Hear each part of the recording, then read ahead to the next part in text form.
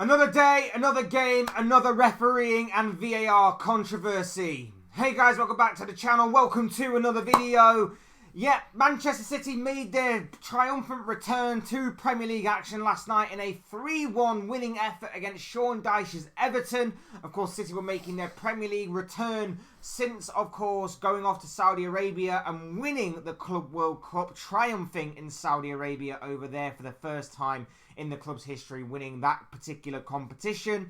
And last night they made their return to Premier League action where Sean Dyche's Everton were waiting for them. And despite it being a bit hairy for a big period of the game, City managed to come from behind to, of course, win by 3-1, beat Sean Dyche's Everton and claim all 3 points to really sort of put the pressure on the teams that are above them in the forms of the likes of Arsenal and Liverpool in particular, of course, as City look to regain some ground on both of those teams, with obviously them having games in hand and of course being points above them. But the main part about last night came with the controversy that was awarded to Manchester City in the form of a penalty that Julian Alvarez managed to convert to put City 2-1 ahead. Of course, Everton went a goal ahead, and in the second half, City came back. Phil Foden equalised, Julian Alvarez from the penalty spot, and Bernardo Silva put a nice little bow on things to wrap things up for Pep Guardiola's side. But the controversy, of course, happened during Julian Alvarez's penalty, which he managed to convert, in which Amadou Onana of Everton was judged to have handled the ball in the penalty area. Very controversial, very awkward, and it kind of irritated me a little bit because I've been on this sort of VAR sort of tirade for a while, and I feel like this is another case of incompetence from referees and VAR for not interfering and overturning the on-field decision. We're going to be talking about the incident, we're going to be talking about this whole controversy and about the handball law and everything else in between. But before we go any further, I would like to remind you all to please like the video and also subscribe if you're new. Both things are always and very greatly appreciated. And as always, get involved in the comment section. I'm sure you have a lot of interesting thoughts, comments, opinions, predictions, feelings, whatever you want to call it. That makes for great and interesting reading. So do get involved down below in the comment section. Should we keep the handball law? Should we change it? Should we get rid of it? Whatever you think and feel, I'm sure will make for great and interesting reading down below. So do get involved. But without further ado, let's get on with the video. Let's talk this incident that happened last night between Everton and Manchester City.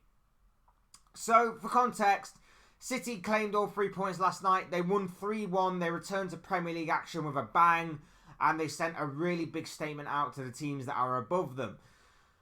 But we are once again here talking about another VAR call, another on-field referee call. And I don't actually think it's that bad of a call from an on-field referee's perspective. I can understand why they would probably see this the first time around and maybe give it as a penalty.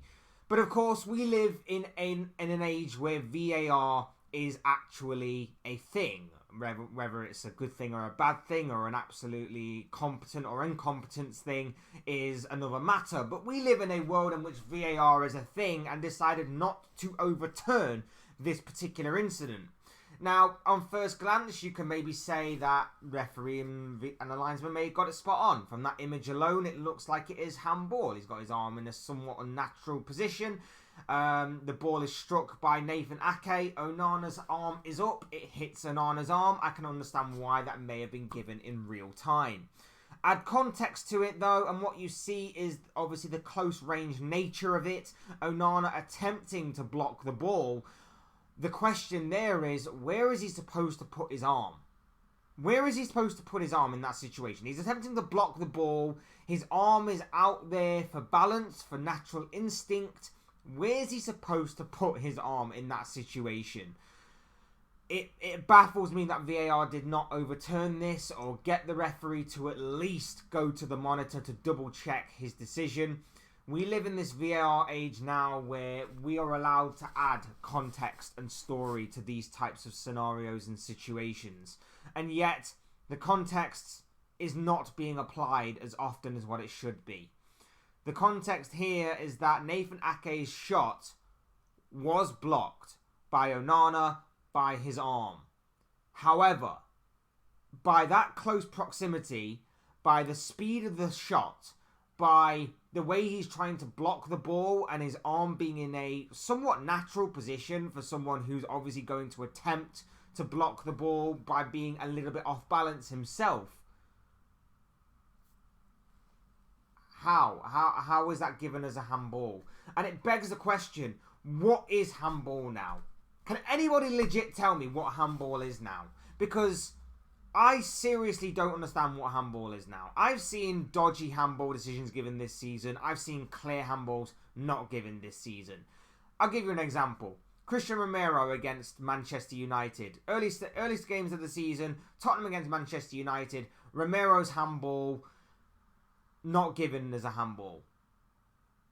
That was more of a handball than what was happening last night. I'll give you another example, a more recent one. Last week, Liverpool against Arsenal, massive game. Odegaard somewhat loses his balance a little bit and starts playing basketball in the penalty area to stop Mohamed Salah going through on goal. Him being off balance in that particular situation, in a situation in which the ball is on the ground, in which Salah is going to go through on goal, that wasn't given as handball.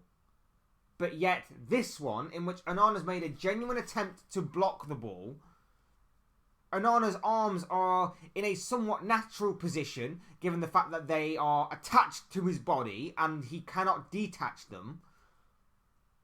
Where is the logic? How is that one last week not given? How is the Christian Romero one not given? And yet this one is given. Again, it comes down to consistency and competence. I can somewhat understand why the on-field decision was handball. I can somewhat understand why in real time, with how fast it happened and everything, you may be able to see that it may have been handball. And if we didn't live in a VAR age, I wouldn't be as outraged by it as what I am right now. But with VAR and their ability to add context to the situation and scenarios at play, I have to question, why was it given, and what now constitutes as handball? What is handball? Because I don't get it anymore. I seriously do not get what handball is anymore. And it begs the question, what do we have to do with the handball law now going forward? Do we have to basically make it as black and white as possible? Any form of handball is handball, in which case you're probably going to give about 20 different penalties a game to various teams. Are we going to have it now where players are going to just start kicking it at people's arms to just make it so that it's a handball? Are we going to have to make it or reword it in a way that makes it much more clearer, much more transparent as to what a handball is? Because like I say, the one last week, I'm still annoyed about. I know it's my team and I know that I may obviously have a little bit of more bias to it. But the one last week in which Odegaard's literally playing basketball to take it out of the reach of Mohamed Salah is a joke in comparison to this one that happened last night. And this one was at a much more crucial stage of the game where, of course, Manchester City were looking to take the lead and eventually did so through the spot kick that was awarded and then converted by Julian Alvarez. So I have to question, what does constitute as handball now? What constitutes as handball? What do we have to do to change the ruling? I mean, look at it again. Ake's that close. Onana's making a genuine attempt to block the ball. And it just hits his arm. I can understand in real time why that was given. I can't understand why VAR didn't interfere. And this is what I have to question. Why is it City that get these? I'm not saying it's a giant witch hunt. I'm not saying it's anything of a conspiracy. I'm just saying, why does City get these types of decisions? City got the decision in the Manchester derby where Højlund was holding Rodri. That penalty has not been given since. Well, I say since. That penalty was given a week or two later in the game between Chelsea and Manchester City, in which Haaland was held a little bit by, I believe, Cucurella. Those penalties get awarded to Manchester City. No one else has. And I've seen Van Dijk get fouled like that. I've seen Højlund get fouled like that. I've seen a couple of other players from other teams get fouled in that particular way. And no penalty was given. Yet City get them all the time. In this particular situation, Romero's handball wasn't given earlier on in the season. Odegaard's penalty wasn't given last week for Liverpool against Arsenal. But yet, yesterday, City's was. I'm not saying it's a witch hunt. I'm just saying that maybe City are in the wrong place at the wrong time.